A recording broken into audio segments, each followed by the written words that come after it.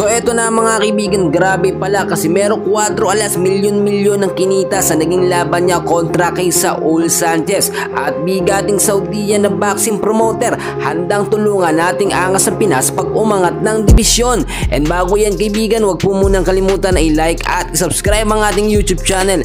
And then pahit na rin ng notification bell. Maraming salamat po. Mga kaibigan, sobrang sikat na sikat po ngayon ang ating pambato na si angas ng Pinas kasi merong 4 alas. At pag uwi niya nga galing sa Pilipinas ay nagparid po mga kaibigan etong si angas ng Pinas, no? Do limited lamang or kakaunti lamang, hindi ganun siya kakilala, no, sa ating bansa. Pero yung mga solid na mga fans niya ay dumadami na po ng dumadami. Bakit ka mo mga kaibigan? Nakita naman natin nagbibigay ng karangalan sa bansang Pilipinas etong si Casimero Cuadro Alas.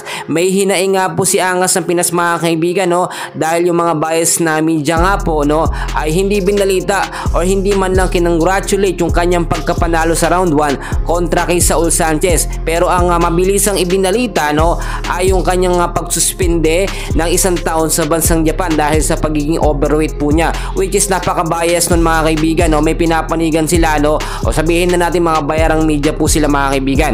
Well, ang ganda naman ng ating balita ngayon mga kaibigan na kahit nga po mga kaibigan pinagkakaisahan etong si angas ng Pinas, no, ay sunod-sunod naman ang mga blessings or mga biyaya na dumarating sa kanya. Sa naging laban niya kontra kay Sanchez mga kaibigan ay milyon-milyon po ang kanyang naiuwi sa bansang Pilipinas. At ito mga pera na to, alam naman natin tulong niya to sa kanyang mga kababayan, especially sa lugar po nila mga kaibigan at sa mga mahihirap po na nangangailangan. Kaya naman kahit po mga kaibigan na ban or nasuspinde ng 1 taon dito nga po sa bansang Japan itong si Casimero angas ng Pinas, no, at malabo niyang makakalaban itong si Naoya Inoue na talagang tago ng tago at iwas ng iwas sa ating angas ng Pinas, no, ay wala pong problema. Ngayon po kasi inayon sa ating mga update, si Casimero angas ng Pinas ay pinaplano pong umangat ng dibisyon sa featherweight mga kaibigan, which is kapag nakaangat na siya ng dibisyon mga kaibigan sa featherweight, marami pong mga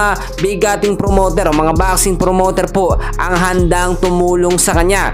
Isa na nga po dyan ang multi-millionaire mga kaibigan at bigating promoter din sa Saudi Arabia na si Turki Al-Sheikh, na alam naman natin mga kaibigan kilala sa larangan ng sport sa bansang Saudi Arabia. So walang problema kung saan siya lalaban mga kaibigan dahil alam naman natin, no, ginanganap din po sa bansang Saudi ang mga bigating laban po ng mga boksingero, hindi lamang sa Japan, hindi lamang sa Amerika mga kaibigan. At kapag nakaangat na po ng divisyon itong si angas ng Pinas ay baka eto ng si Naoya Inoue ang maghabol sa kanya, and for sure magkakaharap sila. Alam naman natin napaka-basic lamang kay angas ng Pinas na ang umangat ng divisyon at makalaban yung mga bigating boksingero. Sa edad niya po, no, nasa 30 plus na siya pero hindi pa huli ang lahat mga kaibigan.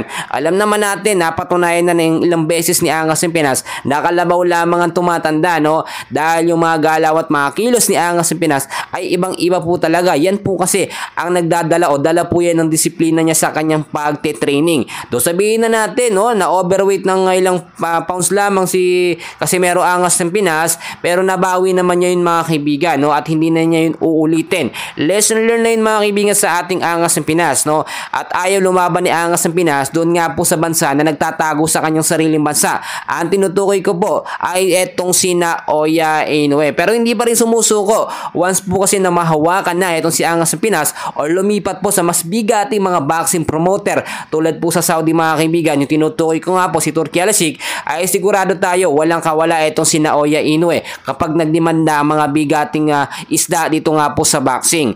Well, yun na mga ating update, and please huwag kalimutan na i-like at subscribe ang ating YouTube channel. Maraming salamat po.